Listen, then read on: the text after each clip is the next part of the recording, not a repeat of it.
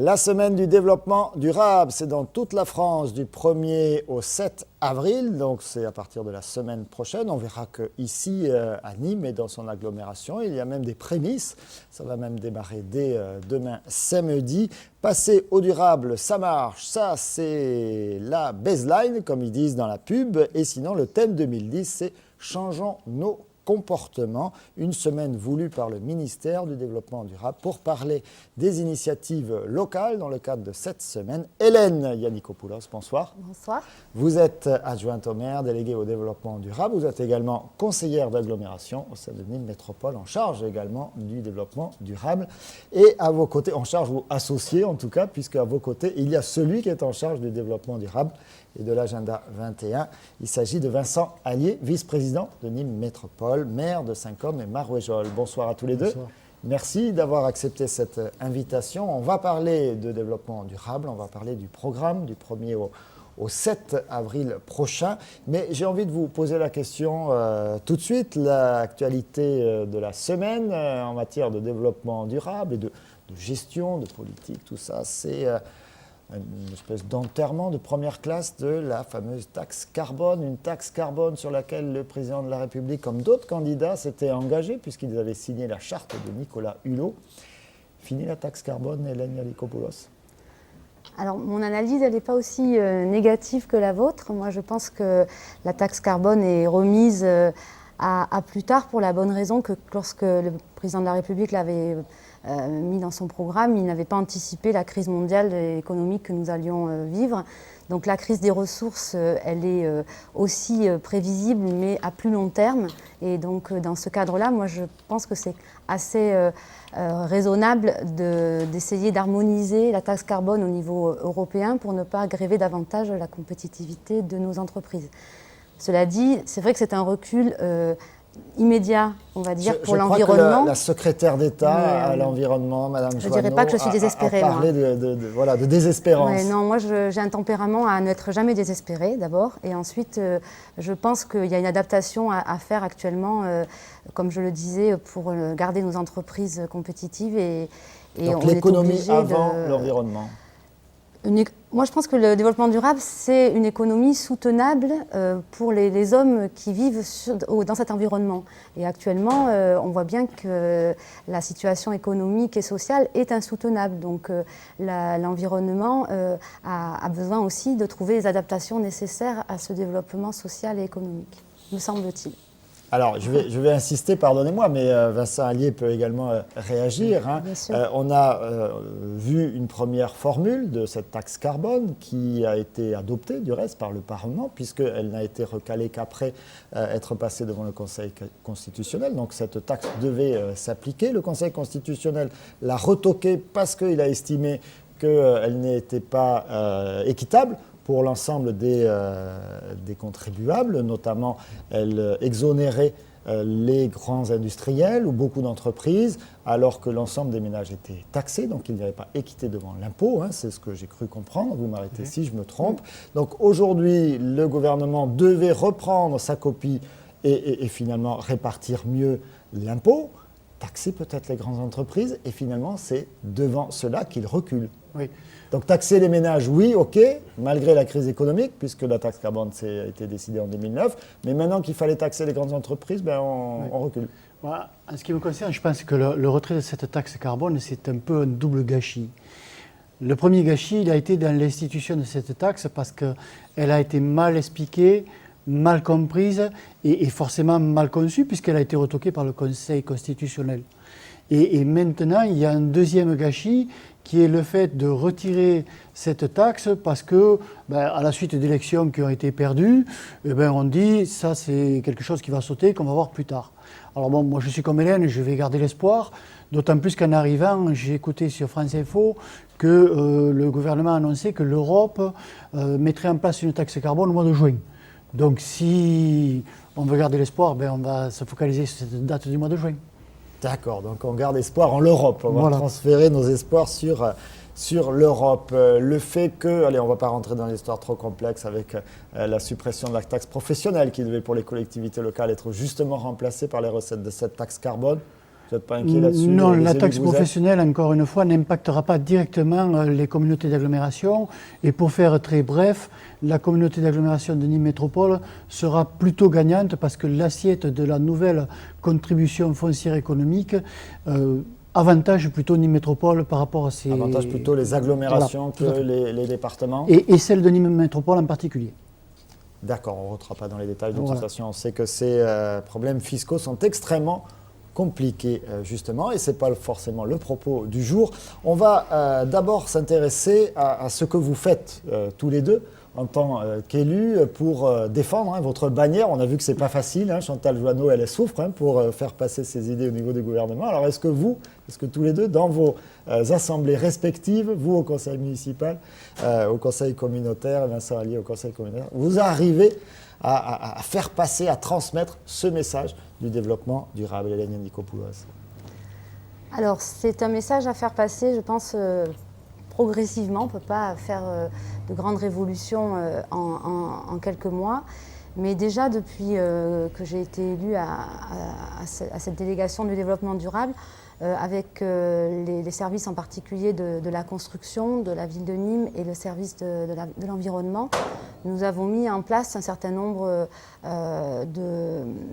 de mesures et de projets qui vont peser ensuite sur les décisions. Je pense en particulier, si je peux donner quelques exemples, à la Allez-y, bien charte de sûr, construction. on est là pour ça. La charte de construction durable qui va nous permettre, dans les nouvelles réalisations d'écoles et de bâtiments publics, de respecter une consommation d'énergie basse autour des 40 kWh par mètre carré, avec l'utilisation de matériaux d'isolation qui soient issus de produits naturels, avec l'utilisation d'éclairage qui soit de basse consommation évidemment, de systèmes de chauffage aussi qui soient le plus économe possible. Donc la charte de construction durable, ça c'est sur les bâtiments neufs. Et puis au niveau des bâtiments déjà existants, nous sommes en train de faire un plan de rénovation thermique sur les bâtiments existants qui va concerner une dizaine d'écoles et une dizaine de bâtiments dont le Carré d'Art et Pablo Neruda. Ce sont des grands chantiers qu'il va falloir faire en plusieurs phases, mais qui sont aussi indispensables dans la démarche de développement durable et pour répondre aux exigences du Grenelle. Donc de gros investissements à prévoir dans les années qui viennent par la ville de Nîmes pour rendre moins consommateurs en énergie les grands bâtiments, notamment ces grands bâtiments sportifs où on imagine que là ça consomme énormément. Ce sont des investissements qui sont importants, mais en même temps qui ont un retour en termes d'économie d'énergie qui équilibre un petit peu les budgets. Qui équilibre l'investissement, oui, on fait des économies puisqu'on diminue la note. On fait des économies de charges et de fonctionnement. Notamment. Donc la construction de ces bâtiments basse consommation est de l'ordre de 12 à 14% de plus qu'un bâtiment classique. Sur la rénovation, c'est un système a priori de partenariat public-privé que nous allons mettre en place. Donc il n'y aura pas un investissement supplémentaire par rapport à ce qui était prévu au début du mandat.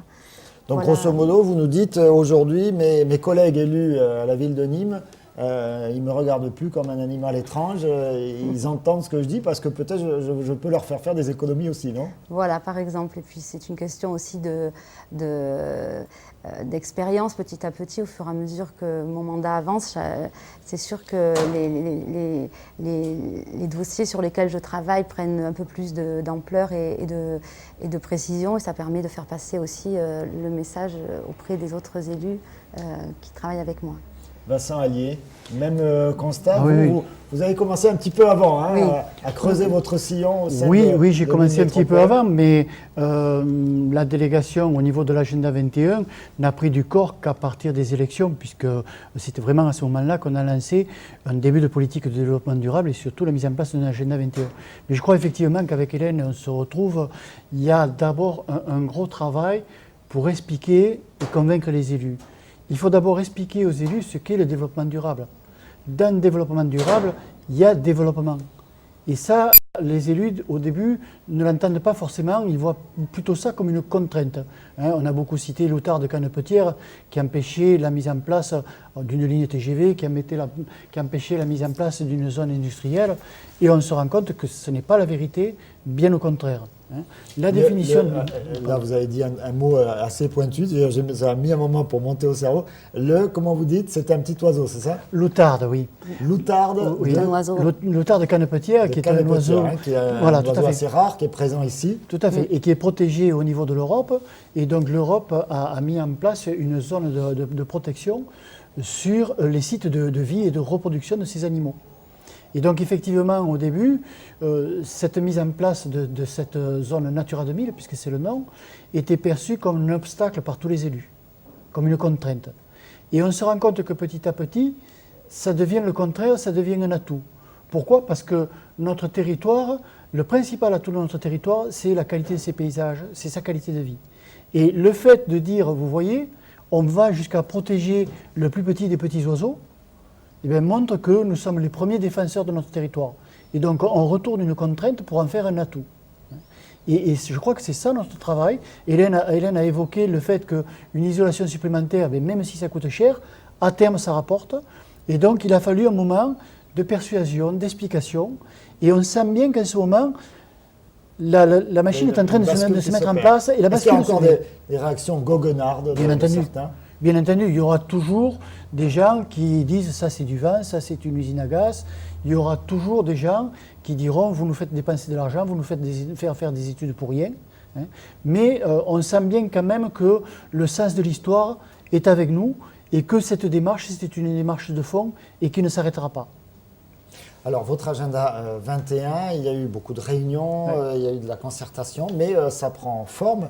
Où vous en êtes exactement? Alors, l'agenda 21, déjà, effectivement... peut-être redire, tous les téléspectateurs ne sont pas aussi férus que vous de ces termes. Alors, qu'est-ce que c'est que l'agenda 21? D'abord, déjà, qu'est-ce que c'est qu'un agenda 21? Eh bien, la notion d'agenda 21 a déjà une bonne dizaine d'années. C'est la mise en place d'un agenda pour le 21e siècle. Un agenda, c'est quoi? C'est ce qu'on doit faire. Donc un agenda 21, c'est ce qu'on doit faire pour le 21e siècle. a lancé ça, c'était dans les années 90. Tout à fait. Donc forcément pour eux, c'était une perspective. Maintenant, on est déjà en 2010. Il est temps de se pencher sur le 21e siècle.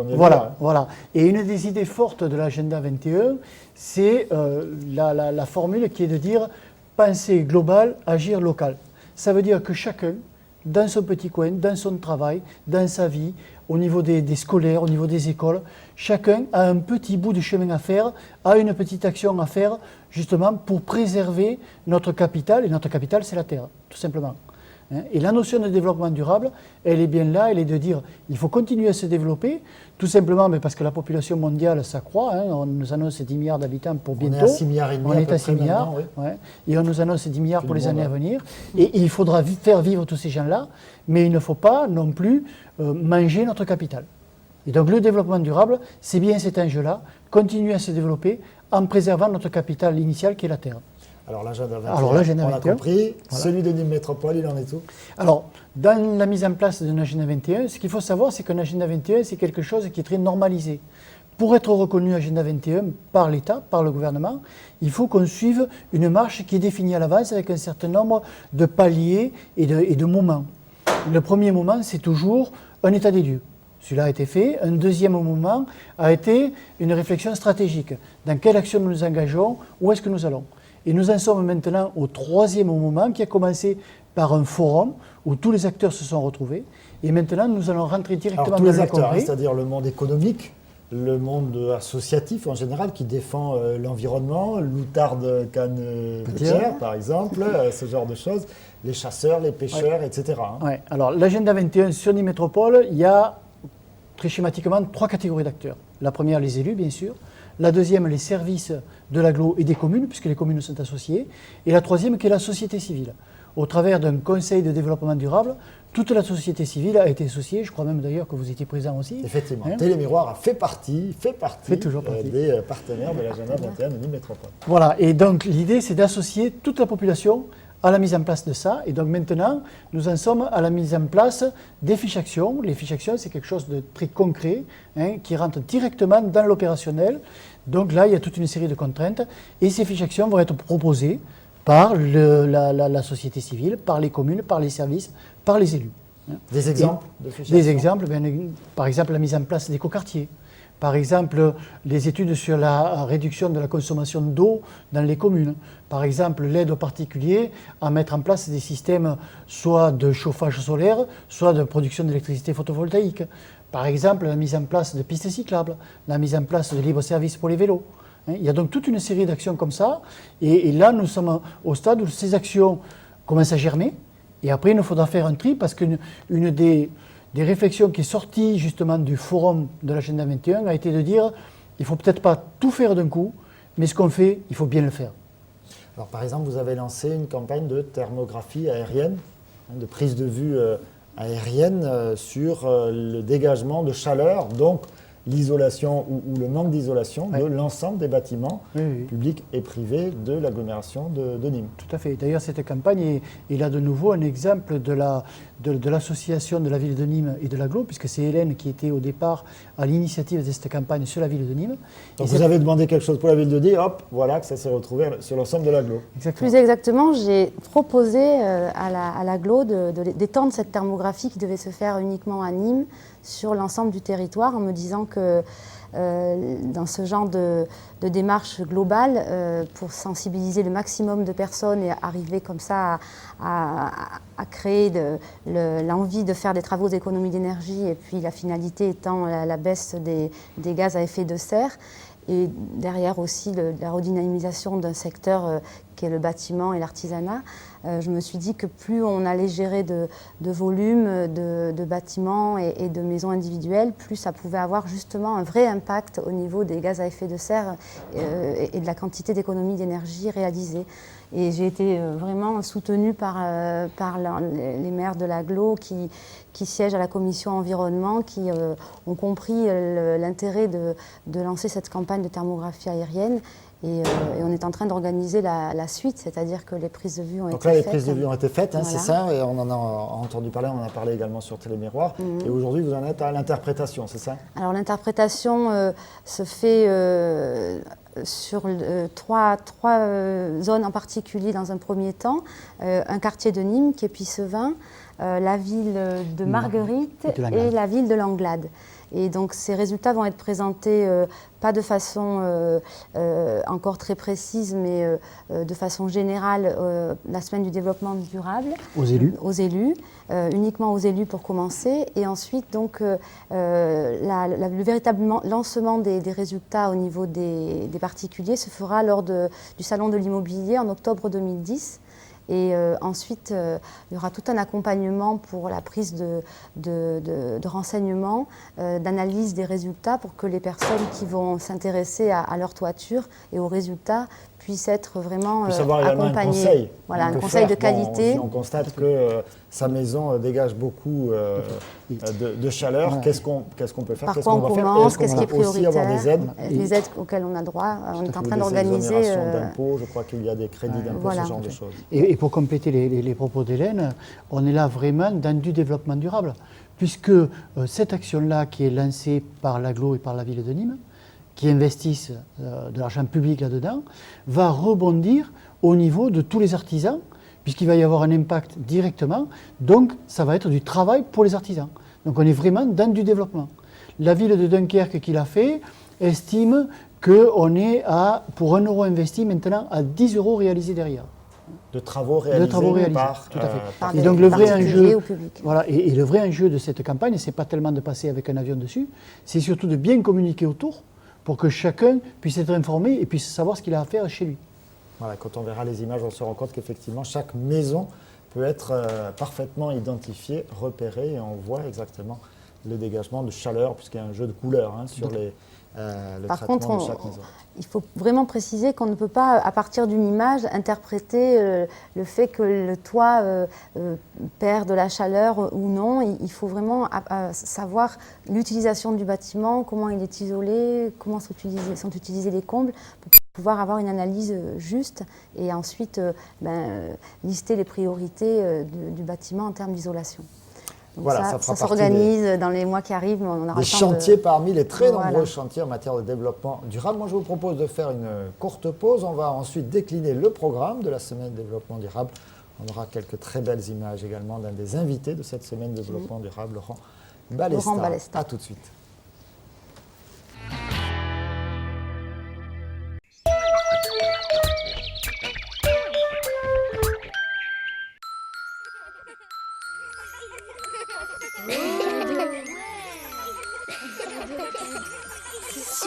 Il était une fois les matinées magiques.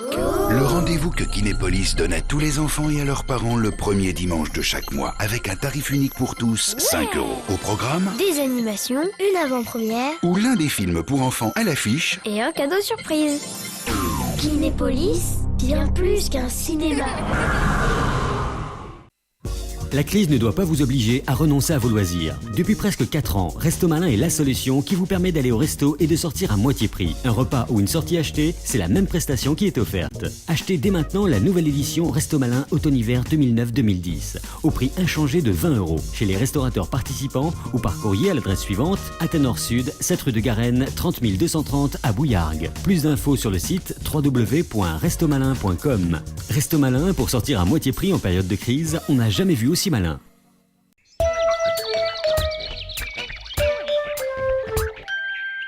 La semaine du développement durable du 1er au 7 avril, c'est tout l'objet de ce forum avec Hélène Yannikopoulos et Vincent Allier pour Nîmes Métropole. Hélène Yannikopoulos également adjointe à la mairie de Nîmes et Vincent Allier, maire de Saint-Côme et Marvejols. On va juste terminer avant de rentrer dans l'agenda de votre semaine ici sur l'agglomération de Nîmes, sur cette histoire de thermographie aérienne et puis au sens plus large de mobilisation de l'ensemble de la filière du bâtiment. Dès demain au conseil municipal de Nîmes, Je présenterai demain matin une délibération à propos d'une convention qu'on est en train de passer avec différents partenaires qui s'associent à cette thermographie aérienne de notre territoire. Donc il y a effectivement le CAUE avec le point Info Énergie que nous allons renforcer avec les moyens de Nîmes Métropole pour pouvoir accueillir la population qui sera intéressée pour avoir des renseignements sur la photographie de sa maison ou de son bâtiment, et photographie thermique, et ensuite tout l'accompagnement technique que ça va nécessiter derrière. Et puis nous avons aussi donc dans cette convention un accord de partenariat avec la Fédération française du bâtiment, avec la CAPEB, avec l'Ordre des architectes, avec la Chambre des métiers, avec la CCI. L'ensemble de voilà, la filière, on veut pour que derrière du les monde artisans économique. soient prescripteurs peut-être aussi de ce type de travaux. Oui, puis s'engagent dans la qualité des prestations qu'ils vont proposer, qualité au point de vue éco-construction, formation qui sont nécessaires derrière. Il faut qu'ils arrivent petit à petit, eux aussi, à prendre en marche ce marché de l'éco-construction et ces exigences qui vont avec pour former leurs entrepreneurs et leurs artisans.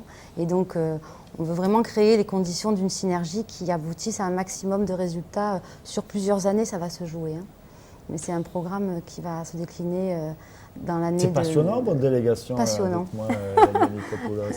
Tout à fait. Moi, je pense que c'est compliqué et passionnant, et donc c'est pour ça que je le fais avec motivation.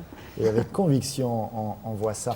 La semaine du développement durable, donc petit préambule, puisque ça commence le 1er avril, mais ici, Nîmes Métropole, Nîmes, on ne fait jamais comme les autres, donc ça va démarrer le 27 mars. Voilà, c'est logique. À Nîmes. Voilà, alors moi je vais peut-être parler de Nîmes, puis ensuite on parlera aussi évidemment des villages qui s'associent à cette semaine du développement durable. Mais c'est vrai que... Alors il y a des villages, on va les citer, pas voilà. tous, mais bon, il y a Bouillargues, Cavérac, Générac, Langlade, Manduel, Marguerite, Nîmes, Saint-Chapt, et puis il ne pouvait pas faire moins Saint-Côme et Marvejols, bien sûr. Alors demain, par exemple, de 9h30 à 14h30, demain samedi 27 mars, rendez-vous au domaine d'Escat. Alors, le domaine d'Escat, c'est une zone naturelle aux portes de la ville de Nîmes, du côté de Courbessac, qui gagne vraiment à être connue. Moi, je recommande... C'est à cheval sur Marguerite, non? Non, c'est vraiment sur la commune sur de Nîmes, D'accord. mais c'est vrai que c'est tout près à vol d'oiseau de Marguerite. Et c'est un très très bel endroit de garrigue, avec un patrimoine pierreux magnifique, une histoire aussi magnifique. Donc, la semaine du développement durable, c'était l'occasion de mettre en valeur ce domaine naturel du Mas d'Escat, qui n'est pas toujours très connu des familles nîmoises et de l'agglo. Donc il y a demain effectivement une association qui est très impliquée, qui est l'association Le Menhir. Le Menhir de Courbesac. Voilà, qui va présenter le site. Mais après, samedi prochain, on a une compagnie théâtrale, le Beau Parleur, qui va nous faire visiter S4 en faisant une mise en scène pour mettre en valeur l'histoire de ce lieu et ses arbres et sa nature. Et là aussi, je pense que ce sera un moment très sympa en famille. Donc c'est demain, mais si demain vous avez raté la visite avec le Menhir de Courbesac, Voilà, vous pouvez également samedi prochain faire le tour avec des comédiens, rando-théâtre. Rando-théâtre, c'est pas ça. Allez, on continue avec Nîmes le 1er avril. Bon, cette fois, on se remet dans le cadre de la semaine. Hein, ça démarre jeudi 1er avril avec une conférence, entre autres événements. Une conférence qui sera proposée, donnée par Laurent Balesta. Alors, Laurent Balesta, il commence à être de plus en plus connu. Hein, c'est une forme de Cousteau contemporain. C'est ça. C'est un garçon qui s'est distingué depuis Montpellier, l'université de Montpellier. Je me rappelle, il y a quelques années, par des images tout à fait étonnantes de finalement le monde subaquatique, mais d'ici. Il a commencé avec un peu comme l'outarde, mais là ça vole, avec des poissons de chez nous, de Méditerranée, et des cours d'eau du Languedoc-Roussillon. Et puis, il est passé de très peu d'eau à beaucoup d'eau. Il travaille également énormément avec un certain Nicolas Hulot dans le cadre des tournages du Chou à Ya.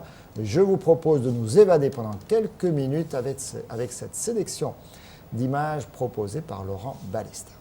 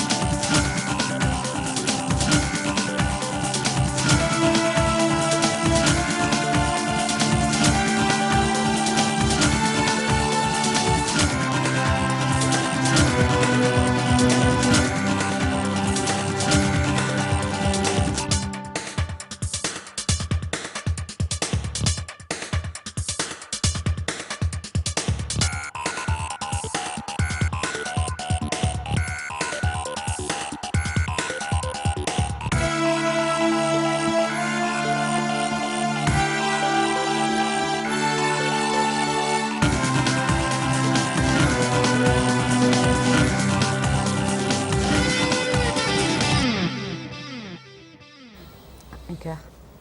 Hélène Yandikopoulos, vous faisiez une remarque il y a un instant sur ces images que l'on vient de voir.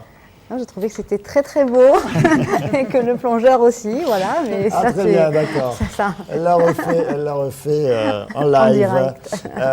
Oui, la biodiversité sera le thème, dans les profondeurs de la biodiversité, le thème de cette conférence, mais pas que de cette conférence. Vous aviez choisi tous les deux pour cette semaine du développement durable de donner ce thème et de traiter ce thème ici à Nîmes Métropole. Oui, c'est-à-dire que le thème national qui est changeons nos pratiques, je crois, ou quelque chose comme ça. Je vais le retrouver quelque part par là. Changeons nos comportements. Changeons nos comportements. En fait, ce thème national est arrivé très tardivement. Et du coup, et là, on est dans le même cas que pour la campagne de thermographie aérienne. On est sur une opération Ville de Nîmes qui est en train de se dupliquer petit à petit sur l'agglo. Et donc, Hélène devait choisir un thème assez rapidement, et elle a choisi le thème de la biodiversité. Et elle a eu pour inviter Laurent Balestan. Pour inviter Laurent Balestan, tout à fait. Et elle a eu le NEFEM, puisque, en fait, c'est le thème national, l'année 2010, et l'année de la biodiversité. Donc cette semaine s'inscrit bien dans un cadre mondial. Donc c'est très très bien tombé. Donc Laurent Balestan, ce sera à Nîmes, à Carré d'Art, à 19h le jeudi 1er avril. Il y aura d'autres choses en même temps. Attention, à Bouillargues, salle de la Bergerie, une exposition sur les milieux naturels. Et puis à Bouillargues également, une conférence, toujours à la salle de la Bergerie, sur les oiseaux avec la présentation du centre ornithologique du Gard. Donc vous aurez le choix entre l'aérien et le maritime. À Caveyrac, devant les écoles, mais on y reviendra dans un instant. Il y aura plusieurs fois dans la semaine ce travail sur Patoucycle et le pédibus. Enfin, ça prend des noms différents suivant les villages. Mais moi, je vous propose de marquer d'abord une courte pause et on revient notamment pour parler de pédibus. Vous allez tout comprendre. Alors après...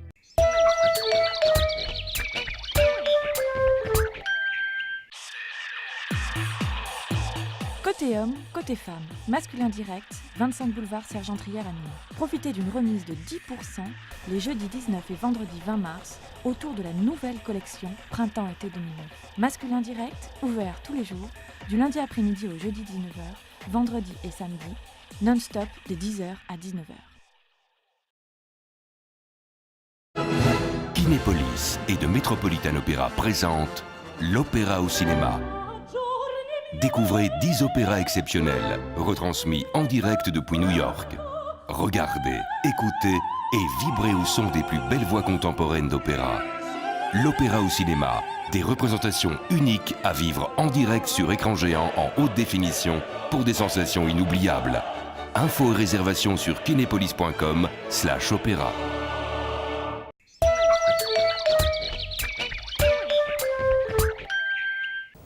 La semaine du développement durable du 1er au 7 avril prochain, on a commencé à dérouler le programme proposé par nos deux invités avec leurs équipes, Hélène Yandikopoulos et Vincent Allier, bien sûr. Par exemple, à Nîmes, mais pas seulement, à Caveyrac et puis à d'autres endroits, on va s'intéresser au déplacement, au bus pédibus.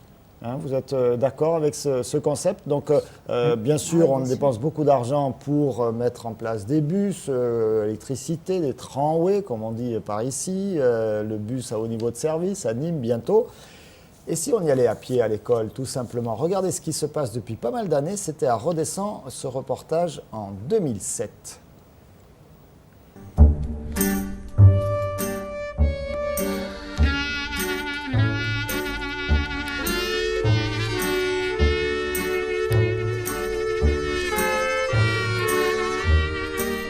Tu vas à l'école? À pied. Avec un moyen de transport particulier? Le bus à pattes. Il y a des gens qui nous surveillent et puis on y va, on rigole. Comment ça se passe ces trajets? Ça se passe très bien, il n'y a pas de soucis. Les enfants sont contents, tout va bien. Oui, c'est bien. Bon, enfin, je les accompagne quand même, quoi. J'y vais pratiquement tous les matins quand je suis là. Profitez donc du bus à pattes vous aussi? Oui.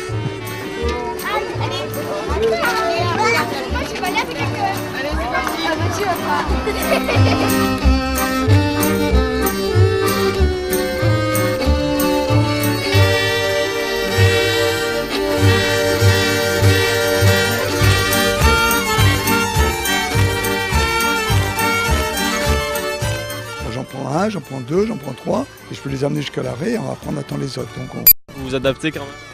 oui, c'est impeccable, pas de problème. Les parents, ils savent que je passe, et puis il n'y a aucun problème pour prendre les enfants, et au contraire, c'est mieux de les prendre à la maison, les parents ne se lèvent pas, puis c'est super, quoi.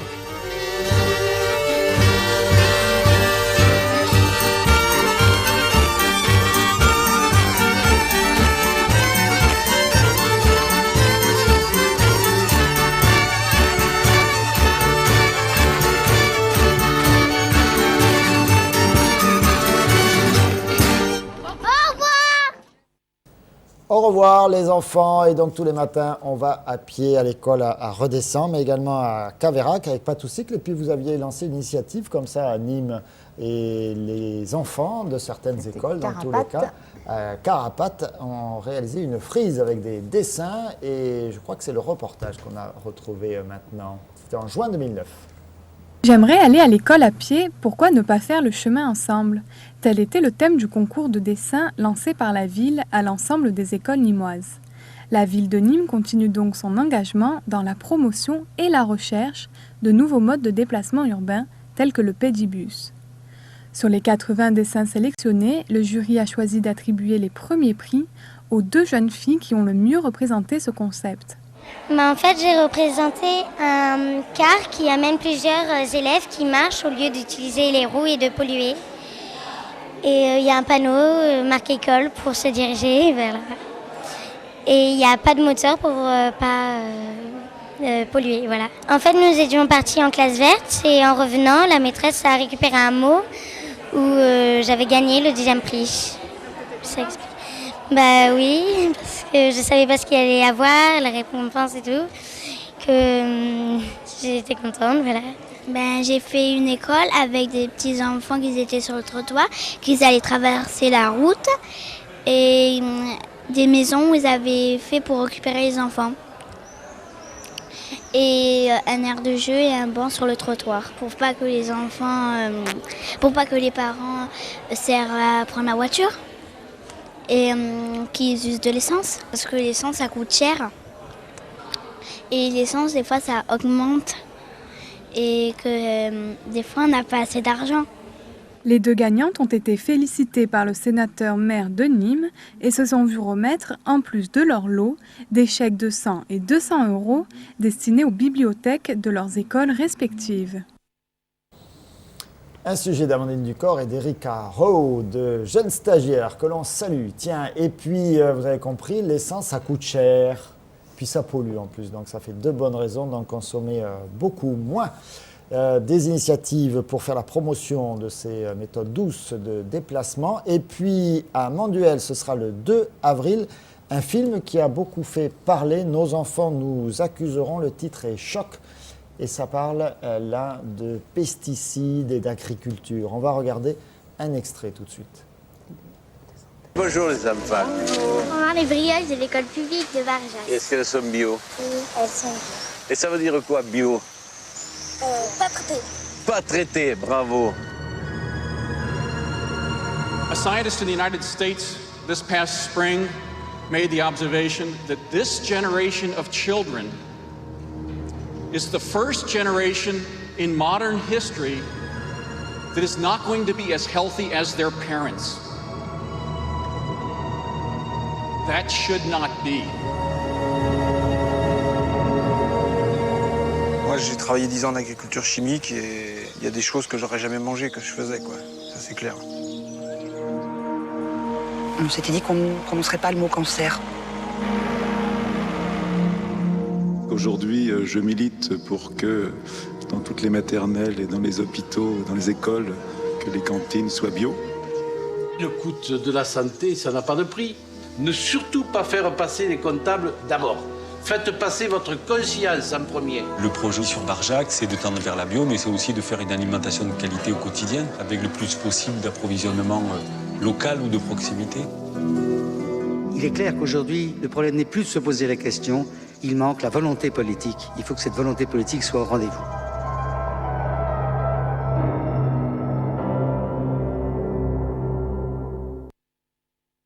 Un film de Jean-Paul Jod, tourné en grande partie à Barjac, bien sûr, dans le Gard, un petit peu plus haut dans les Cévennes. Ça, ce sera à Manduel le 2 avril. Peut-être donner quelques autres grands rendez-vous, cher Vincent Allier. Oui, je crois que plutôt que de citer des rendez-vous, on va inciter d'abord les téléspectateurs à se rendre sur le site de l'Agglo ou à se rendre dans leur mairie pour récupérer les documents. Nimemétropole.fr. Voilà, moi, ce que je veux dire, c'est qu'effectivement, il y a une dizaine de communes de l'Agglo, 9 je crois, qui se sont lancées dans cette aventure. Et bien, je crois que c'est un succès. Pour une première année, on ne pouvait pas avoir tout le monde. D'abord, il y avait des impératifs de temps, des impératifs de crédit. Il faut vraiment une motivation pour s'engager là-dedans. Mais je crois que petit à petit, encore une fois, le développement durable fait son chemin.